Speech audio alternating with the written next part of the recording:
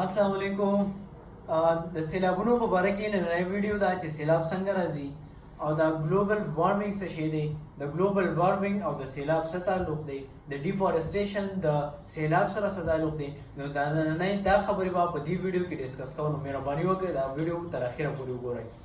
د ټولو نه اول خو زه دا وایم چې ګلوبل وارمنګ څه ته وایي. ګلوبل وارمنګ هغه ټمپریچر دی چې د دنیا د یو کال نه روان بل کال ته ټمپریچر زیاتېږي. د ګلوبل وارمنګ وایي چې د اکسیجن د کمی د وجې نه او د کاربن ډای اکساید یا د کاربن مونو اکساید د اضافي د زیاتېدو د وجې نه زموږ سره ګلوبل وارمنګ سیوا کېږي. د هغې مین وجه ډیفارسټیشن دی. ځکه دا ټول انټر ریلیټډ دي، ځکه دا ټولې خبرې زه یو ځای کوم. نو دغه شان دي که سیلابونه راځي نو سیلابونه د ګلوبل وارمنګ د وجې نه راځي. د ګلوبل وارمنګ سره د دې څه تعلق دی نو هغه به زه تاسو ته دا ووایم چې لکه موږ نن سبا آبادیانې داسې کړي دي چې موږ د نهر په غاړه، موږ خپلې آبادیانې د خوړونو په غاړه، خپلې آبادیانې د سیندونو په غاړه باندې جوړې کړي دي.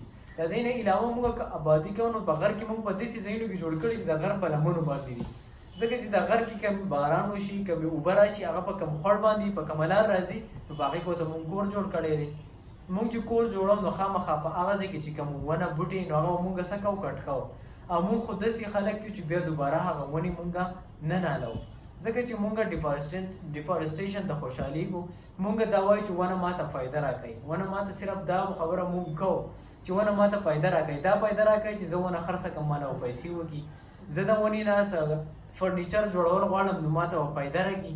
موږ دې فایدو ته سوچ کوو چې ونه زه راکټ کړم او بله کړمه نو ماته به د ایندن کار وکړي، ماته به د ګرمایش کار وکړي، د دې نه به زه اور جوړ کړم. دا خبرې خو مونږ کوو، خو مونږ بیا دا نه کوو چې مونږ راشو او ونې وکرو. ونې کرلو کې مونږ ډېر کمزور یو. نو چې ګوره ونې مونږ کټ کوو نو دې سره د ځمکه کټ کېږي. لکه ځمکه ورسره څنګه کټ کېږي چې په یو ځمکه باندې په یو علاقه باندې په دې ځای باندې ونې نو هغه ونې جړلې دونې مضبوطې چې هغه ځای د ځان سره مضبوط نیولي، هغه خاوره ټوله کلکه هغه خاورې ځان سره کلکه نیولې نو که سبا سیلاب راځي، اوبه راځي، د باران اوبه که باران سیوا شي خو هغه لاره به مضبوطه وي. په دې سیلاب کې نن سبا دا خبرې هم زیاتې موږ د مخې ته رالي چې په دې کې دا خبره وشوه چې زیات پکې سلایډینګ شوی دی. سلایډینګ په داسې طریقه باندې شوی دی چې نیر په کم ځای باندې راځي نو هغه نیر ته د غر را بخوېدلی دی. نو غر به ولې راښوېدو چې په دې ځای کې ونې وي. نو موږ له پکار دا دي چې د دې خبرو موږ له اهتمام پکار دی، د دې خبرو خیال ساتل پکار دي چې دا بارانونه دا اوبو لار څوک نشي بندولی. هغه مشران یو خبره کوي چې د اوبو لاره 100 کاله پس هم نه بدلیږي، د اوبو به هم دغه لاره وي. نو موږ له پکار دی چې دا اوبه په کم ځای باندې نو موږ له په هغه ځای ابادي نه ده پکار. بله دا ده چې موږ ابادي کوو. ګوره موږ څومره ګاډي اخلو، د هر یو کس سره په کور کې ښه غټ غټ ګاډي دی، ښه غټ ګاډي دی، 2 ګاډي دي، 3 ګاډي دي، موټر سایکل خو دا خو د هر چا سره وي. موږ ګاډي اخلو د هغه څه کوي کاربن مونو اکساید پیدا کوي. خو موږ بیا دا نه کوو چې لاړ شو موږ یو ونه والو یو ونه وکرو. ځکه چې یو ګاډی په یو کال کې څونه ګرمایش پیدا کوي نو د هغې په نسبت موږ له د هغې دوچن ونې لګول پکار دي. ځکه چې یو ګاډی خو په یو ځای باندې نه ودرېږي، هغه خو موږ چلاو یو ځای نه بل ځای ته مومنټ کوي، چلیږي. او ونه خو په یو ځای ولاړې چې دلته ونه کري نو پکار ده د دې ځای نه هغه ځای ته ځي نو چې هلته هم ونه وکري.